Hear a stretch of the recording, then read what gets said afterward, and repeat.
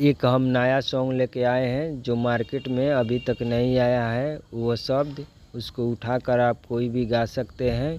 तो चलते हैं हम अपने मुखड़े की तरफ। लड़की गाएगी सबसे पहले। आइल बानी राजा गौने के राती, दुनू हाथे हम पकड़ो छाती। आइल बानी राजा गौने के राती, दुनू हाथे हमर पकड़ो छाती। पिया बाड़ा तू बड़ा रसिका।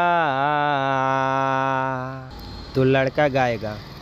कैले बानी रानी टीका, मारम ढोड़ी के नीचे एक बीता।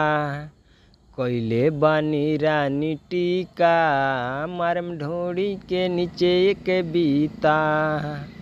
तो राइटर सुभाष सागर चैनल में आपका स्वागत है। यदि हमारे चैनल को आप सब्सक्राइब नहीं किए हैं तो जल्द ही सब्सक्राइब करें, लाइक कमेंट और शेयर करें। जिन भाई या बहनों को ये सॉन्ग चाहिए डुएट, तो हमारे नंबर पर कांटेक्ट करें। इसको कम से कम चार्ज में दे दिया जाएगा।